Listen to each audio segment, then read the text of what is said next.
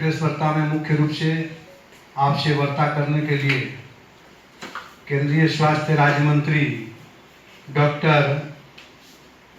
भारती पवार जी यहाँ पे उपस्थित हैं।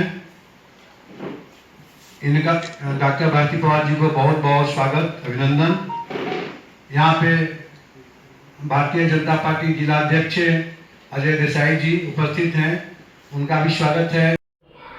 नमस्कार, मैं नीतू विश्वकर्मा। जैसा कि आज मैं आपको बता दूं कि दादरा नगर हवेली के अटल भवन में भाजपा की तरफ से एक प्रेस कॉन्फ्रेंस का आयोजन किया गया था। यह प्रेस कॉन्फ्रेंस जो था 2 दिनों से आई हुई केंद्रीय स्वास्थ्य राज्य मंत्री भारती पवार जी के आगमन के विषय पे किया गया था। जैसा कि उन्होंने बताया कि दादरा नगर हवेली में जो यहाँ पे 30 तारीख को उपचुनाव होने वाला है, उसी के संबंधित वो चुनाव प्रचार में आई हुई हैं और लोगों के दरवाजे पे जाके जो हर एरिया में जाके उन्होंने लोगों से जानकारी ली। केंद्रीय स्वास्थ्य राज्य मंत्री उन्होंने अपना जो अनुभव यहाँ दादरा नगर हवेली में अनुभव प्राप्त किया है, उसके विषय पे उन्होंने क्या बताया है, आइए मैं आपको दिखाती हूँ एक झलकी। धन्यवाद। मैं Neetu Vishwakarma, public night news. वहाँ हम चाहते थे वो सब हुआ है और आगे आने वाले दिनों में मुझे लगता है यहाँ के प्रदेश का आदरणीय प्रधानमंत्री जी पर बहुत ही विश्वास भी दिखा और एक प्रेम भी दिखा और उन्होंने कहा है कि एक भारत को आज दुनिया में एक विशेष स्थान देने में आदरणीय प्रधानमंत्री जी का एक लगातार प्रयास जो उसकी देखा 100 करोड़ टीकाकरण जो शायद हमारे देश ने कर दिखाया है। और आत्मनिर्भर भारत में जब हम बोलते हैं तो ये सिर्फ बोलना नहीं है, ये करना भी है और करके भी दिखाया। विपक्ष ने काफ़ी शुरू में इसको एक गलत तरीके से प्रचार भी किया था, लेकिन आज सभी के माध्यम से और सब जन सहभागियों के माध्यम से ये विशेष 100 करोड़ टीकाकरण तक पहुँचे। मुझे लगता है ये सभी का विश्वास है आदरणीय प्रधानमंत्री जी पर और दादरा नगर हवेली के आगे आने वाले दिनों में विकास के लिए पूरी तरह केंद्र सरकार प्रतिबद्ध है। और जैसे आपने देखा कि पिछले 7 सालों से यहाँ पे लगातार काम भी होता आ रहा है, विशेष करके मेडिकल फील्ड में जो कि वंचित था, लेकिन अभी इन 7 सालों में मेडिकल कॉलेज का यहाँ पे अस्पताल का बनना हो, इंटरनेशनल स्टेडियम बनना हो, रिंग रोड हो और अलग अलग योजनाओं का यहाँ पे अच्छी तरह से काम हो रहा है। मुझे लगता है लोगों का विश्वास है और हमारे महेश भाई गावित जो कि युवा और एक अच्छे ज़मीन से जुड़े और एक सामान्य परिवार के कार्यकर्ता है, आपके माध्यम से मैं उन्हें सबने आशीर्वाद देने की मैं विनती करूंगी। और जब एक युवा, एक पढ़ा लिखा चेहरा, एक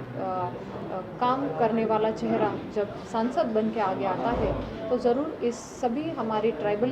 गांव की विकास योजनाओं का आगे आने में बहुत ही बड़ी मदद मिलेगी। और जैसे कि मैं एक ट्राइबल कम्युनिटी से आती हूँ और मैंने महसूस किया है कि भारतीय जनता पार्टी ने देखो कितना गौरवान्वित किया है हमारी ट्राइबल कम्युनिटी को कि आज हमारे केंद्र सरकार में 8 सांसदों को मंत्री बना के इतना बड़ा, जो कि एक ऐतिहासिक पहल मैं कहूँगी, एक इतिहास में लिखा जाएगा कि एक बार आदरणीय प्रधानमंत्री जी मोदी जी के नेतृत्व में ट्राइबल के इन 8 शहरों को इतना बड़ा मौका दिया गया। ये अपने आप में हमारी सभी कम्युनिटी को गौरवान्वित करने वाली बात है और ज़रूर हम उनके विश्वास को खरा उतरने के लिए पूरा प्रयास करेंगे और आगे आने वाले दिनों में